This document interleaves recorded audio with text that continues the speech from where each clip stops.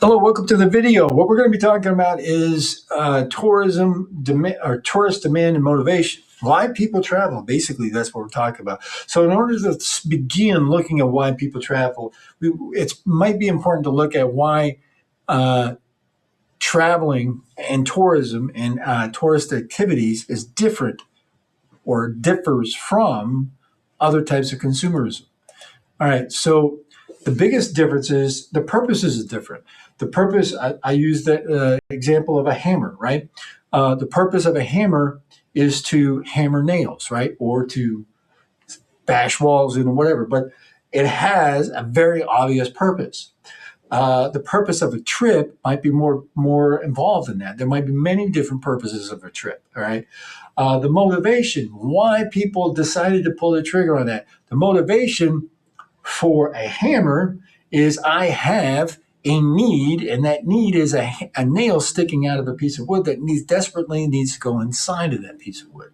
So that's my motivation. My motivation for going on a trip is going to be entirely different. Right? It's less easy to identify, and it's more broad. Okay, so the type of value is going to be different for consumerism and the types of consumerism and tourism.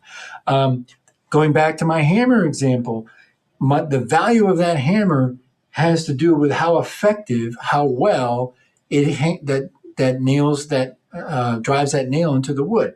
Now, if I'm using this tiny little 2 ounce hammer and it goes tick tick tick tick tick tick, the value is not that great. All right.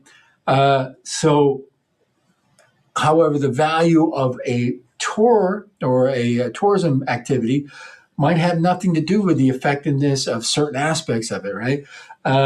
It's a lot different. It's identified more personal to the individual. All right. So the duration of setting, of course, that hammer, have that forever, but the experience is fleeting, right? And it's an emotional outcome. I'm not going to have a big emotional attachment to the hammer. Well, maybe I do. Maybe I love my, Bessie the hammer or whatever, but is going to be different. The emotional attachment, emotional outcome of a trip, a tourist experience is going to be different. All right. So that's important things to realize. All right. And this really kind of ties into that in a certain way. So now we have the different phases, right? These are different than regular consumerism. When we buy something for consumer, we have a need. We start with a need, and we want to fulfill that need, and we compare. We comparative shop. We make a decision on the one that's going to fulfill that need the best for the best price, give us the best value. Then we use it, and then we have sales after service or service after sales or whatever, right? But for tourism, it's going to be different, all right? Because all of the stages are part of the whole thing in a tourist, right? All right, that value in the hammer comes with slamming the hammer into a nail. The value or the um, benefit from a trip, all four of these stages add to that. Let's talk about that. You have anticipation, you have on-site experience, we have return travel component, and then you have an extended recall recollection stage. Now, the anticipation stage is one that I really want to focus on here because uh, anticipating that trip is part of the entire experience, right? It is part of it, right? If you don't believe me, just look at a child who you told is going to Disneyland in a week.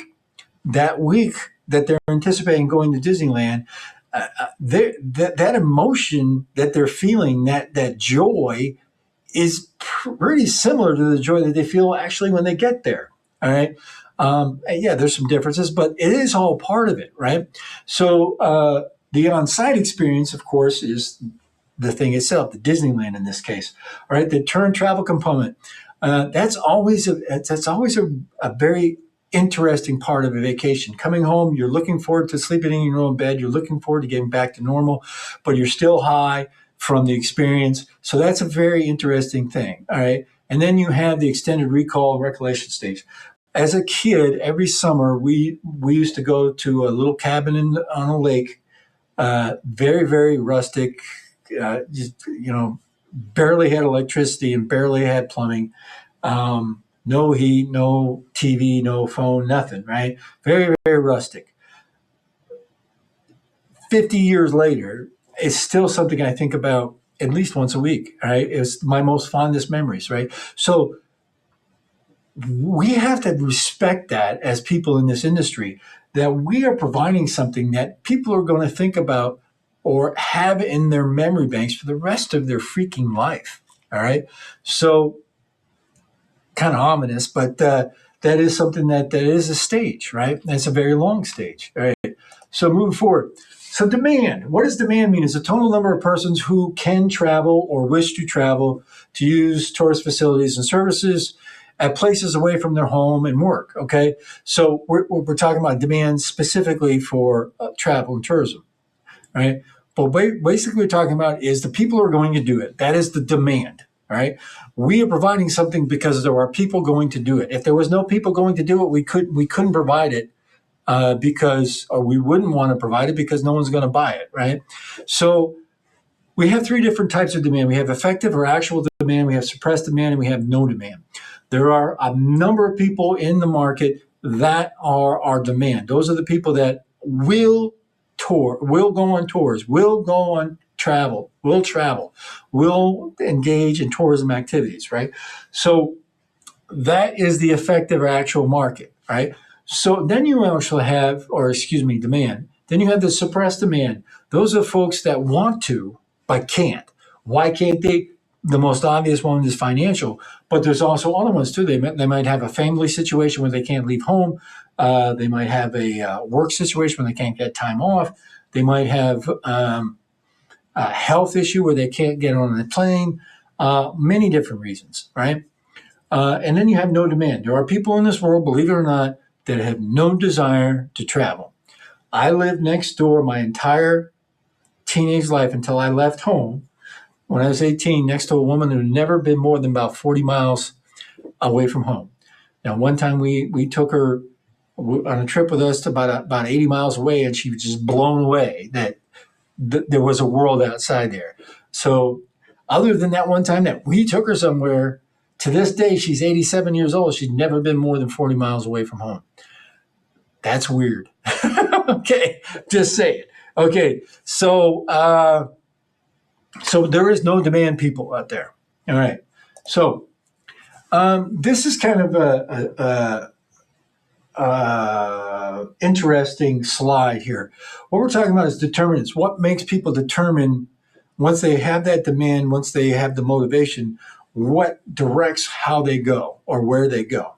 All right. So the determinants, there's economic, there's social, psychological, and there's exogenous.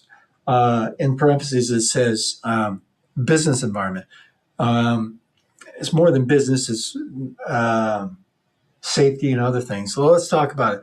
So economics is going to have things like disposable income. If you have a lot of disposable income, it's more likely that, or that's actually going to help you determine where you're going to go. If you don't have a lot of disposable income, where you're going to go is someplace cheaper. If you have a lot of course, you're going to go someplace more expensive. Exchange rates, cost of living, all those things. I'm going to let you read those. And then the social, psychological, demographics. I'm just going to camp out on that, and the rest of them you can figure out for yourself. But the demographic factors, that's a huge determinant on where people go. Think about it. The one that jumps out to me is family life cycle. A young couple with two children, one 4 and one 5, their vacation is going to look significantly different than the same couple when they're in their 60s as empty nesters. Their vacations are going to be a lot different. All right. So that's a determining factor. And then determining factors when you're talking about the place, the available, what's the market look like? What's available? And then where the place is there disasters going on, epidemics, war, terrorism. So you want to look at, or you don't want to look at all that, but those things do determine where we're going to go. No, nobody goes to vacation in the middle of a battle zone. All right, at least I hope not. All right, moving forward. All right, motivation. Motivation can be broken down. Motivation is why we do things. All right, it can be broken down in this case into intrinsic and extrinsic. Intrinsic would simply say those things will actually get there. Okay, so it comes from within the tourist. The activity itself, whatever you're doing, is the reward. Motivation is tied to emotions, interest, and personal growth. It's chosen. Even the choice that you make when you're motivated, intrinsically motivated, has nothing to do with any kind of reward. No one's going to pay you to take this choice, right? Example would be just going anywhere for fun, right? You go to a park for fun, the joy of nature. You travel for relaxation, self-reflection, or adventure. Those are three totally different things, but all of those can be intrinsic, okay? Now, extrinsic would be that you're doing it from outside rewards and external pressures. So the external pressure part would be you're traveling for work. The reward would be recognition that you get for going someplace or something like that. I like to think about this in the keeping up with the Joneses kind of thing. If I'm trying to hobnob with a bunch of rich people and they all vacation at the vineyard or wherever the heck, I want to be involved in that. And I do that. I choose that place simply because that gives me a little clout in their eyes. All right. So that's an extrinsic reward. Now, there might be extrinsic and intrinsic motivations together that makes somebody decide on a trip. All right. So there's a bunch of different approaches on page, where is it? Page 91 of the book, you'll see these needs-based, values-based benefits. You can read about those. This is really getting to the down and dirty about motivation, but the one I want to talk about is Maslow's hierarchy of needs. You'll see this in marketing, you'll see this in HR, you'll see this in leadership. Anytime that you're trying to get someone to do something you want them to do, you have to understand what the hierarchy of needs are. What Maslow said is people are going to make decisions based on how important the need is. All right. The most important need is the bottom of the pyramid, which is the physiological needs: food, water, shelter, rest. Okay. Those are the most important.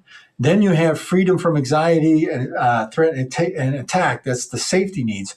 Now, you would think that's just important, but really and truly, do you need to be safe if you're dead because you're not eating? All right. So it is less important than your physiological needs. Then you have your belonging and social needs: love, friendship, affection, esteem, that's self-esteem and esteem from others. Then you have self-actualization, that is self-fulfillment. All right. So we make no bones about the tourism industry. We're not down in the bottom here. We're up somewhere in the belonging, esteem, and the self-actuation. So we have to understand that those needs below us are more important to our people. All right. So, okay. So that's it for this video. It was a very short, down and dirty video. I do want you to do the readings. So I'm going to list the different pages of the reading. I don't think I want you to do the entire chapter because there's some redundancies. But make sure you do the readings and you do the homework and take the quiz. All right. Have a good week, guys.